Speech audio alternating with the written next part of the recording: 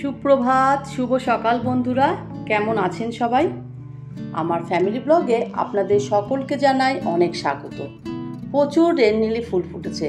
আগের ভিডিওতে আপনাদের দেখিয়েছিলাম কুড়ি হয়েছে, আজকে ফুলগুলো ফুটে গেছে। আর দেখতে কেমন সুন্দর লাগছে না? কিছু কুড়িও আছে জানেন, এখনও ফোটেনি। পুরোপুরি ফুল ফুটে গেলে না আরও দেখতে সুন্দর লাগবে।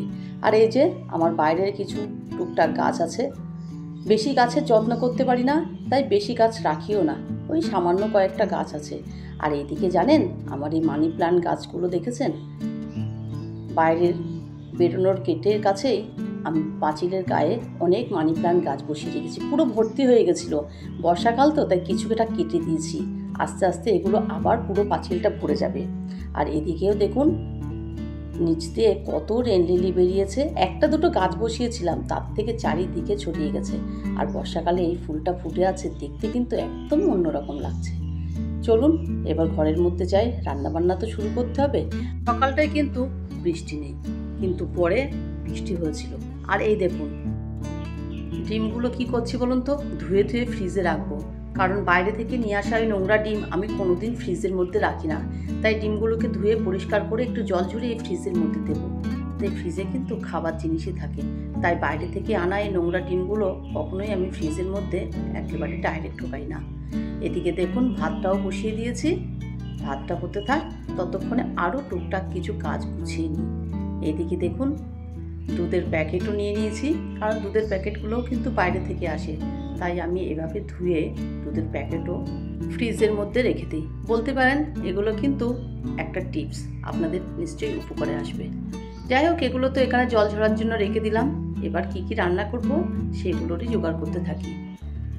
দুটো বেগুন নিলাম, আর তার সঙ্গে নিয়েছি একটা টমেটো, দুটো আলু। মানে বেগুন আলু দিয়ে মাছের ঝোল করব, আর করব কি সেটা আপনাদের দেখাচ্ছি। একে একে সবজিগুলো সব কেটে নিই, কারণ রান্নার আগে যদি সমস্ত কিছু জোগাড় থাকে রান্না করতে কিন্তু বেশি সময় লাগে না। আজকাল কাজ করতে কিন্তু অনেক উল্টোপাল্টা হয়ে যাচ্ছে। কেন বলুন তো? সকাল থেকে যেন গুছিয়ে কাজ করতে পারছি না, চারিদিকটা এলোমেলো হয়ে থাকছে। আসলে এই বর্ষাকালের জন্য না কাজ করতে গেলেও একটু কেমন আলস্য লাগে, কাজের মন লাগে না। একটু রোদ উঠলে দেখবেন শরীর মন সব চাঙ্গা হয়ে যাবে, কাজ করতেও তখন ভালো লাগবে। যাই হোক, সবজিগুলো এখানে কেটে নিই। বেগুন তো একটা ভীষণই ভালো ছিল, আর একটা বেগুনে জানেন তো পোকা ছিল। সকালে ছেলেদেরকে পাঠিয়ে দিয়ে বাইরের কাজ কিন্তু করে নিয়েছি। আজকে যেহেতু বৃষ্টিটা কম আছে, তাই বাইরের উঠোনটা না অনেকদিন পরে একটু ঝাড় দিলাম। প্রত্যেকদিন সামনেটা দিই, আজকে একটু উঠোনটা ভালো করেই ঝাড় দিয়েছি, কারণ বৃষ্টি নেই। কিন্তু তখন পিটপিট করে বৃষ্টি শুরু হয়েছে, তারপর থেকে আবারও বৃষ্টি। এদিকে ভাতটাও ফুটে গেছে, আর করব সয়াবিন। তাই সয়াবিনটা একটু জলের মধ্যে ভিজিয়ে রেখে সেটাকে ভালো করে সিদ্ধ করতে দেব। আজ আর রান্না বান্নাটা পুরোপুরি শেয়ার করব না, কিছুটা রান্না দেখিয়ে দেব, কিন্তু পুরোপুরি একদম রান্না শেয়ার করব না। দুটো পদেই রান্না করব, তাই রান্নাগুলো বসিয়ে দিয়েছি। বেগুন আলুর ঝোল হচ্ছে, আর সয়াবিনটা এখন ভাজা ভাজা করছি, তারপরে তো রান্না করব। সংসারে তো হাজারো কাজ থাকে, তাই সকাল থেকে এক নিয়মে কাজ করতে পারছি না। আর আজকাল তো গুছিয়ে সংসারটাও করতে পারছি না। দেখতে পাচ্ছেন আমার ঘরের অবস্থা, চারিদিকে ছড়ানো ছিটানো অবস্থায় পড়ে আছে। তাই বললাম গুছিয়ে আর সংসার করতে পারছি না। চলুন ঘরের কি অবস্থা সেটা দেখাই। দুটো ঘরের বিছানায় পড়ে আছে, কারণ না সময় করে উঠতে পারিনি। রাত্রেবেলা আমি প্রত্যেক দিন এডিট করে রাখি, কিন্তু কাল রাত্রে আর এডিট করে রাখা হয়নি, তাই সকালবেলা উঠে প্রচুর পরিমাণে চাপ পড়ে গেছে। আপনারা যারা ভিডিও করেন তারা তো জানেন যে একটা ভিডিও এডিট করতে, সেই ভিডিও আপলোড করে ছাড়তে কত সময়ের দরকার। আর এই দেখুন কটা বাজে বলুন তো, 12:15। আমি না বিছানা তুলতে পারিনি। এবার চলে এলাম রান্নাগুলো বসিয়ে ঘরের বিছানাগুলো ঠিকঠাক করব। চলুন, এটা আর ক্যামেরা অন করে করব না। এই দেখুন বিছানাগুলো মোটামুটি একদম টান টান করে দিয়েছি। এবার ঘর মোছা, ঘর ঝাড় দেওয়া, এগুলো তো আছেই, সেগুলোও আজকে আর আপনাদের সঙ্গে না শেয়ার করব না। আসলে এগুলো যদি শেয়ার করতে যাই তাহলে অনেকটাই বেলা হয়ে যাবে। এখন কটা বাজে বলুন তো, ওই 12:40 মতন। কয়েক মিনিটের মধ্যে ঘরগুলো গুছিয়ে নিয়েছি। ক্যামেরা অন করে কিন্তু এই কয়েক মিনিটের ঘর গোছানোটা কখনোই সম্ভব হতো না, তাই তাড়াতাড়ি করে কাজগুলো করে নিলাম। আর বাইরে কিন্তু হয়েই যাচ্ছে বৃষ্টি বৃষ্টি, বৃষ্টির তো শেষ নেই। এখন প্রত্যেক দিন উঠে আশা করা যায় না যে রোদ উঠবে। এই তো ঘরবাড়ি পরিষ্কার করে নিয়েছি। এদিকে রান্নাও দেখুন একেবারে শেষ হয়ে গেছে। আর এবার দেখুন কতগুলো পেয়ারা নিয়ে এসেছে। আপনাদের হয়তো বলা হয়নি যে আমাদের না মাঠেরও জমি আছে।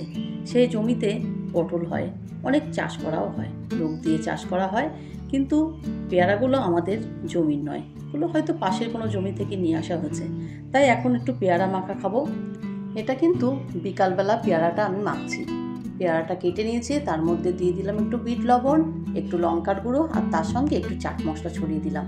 বেশ ভালোই লাগবে এইভাবে পেয়ারাটা খেতে, আপনারা একবার খেয়ে দেখবেন।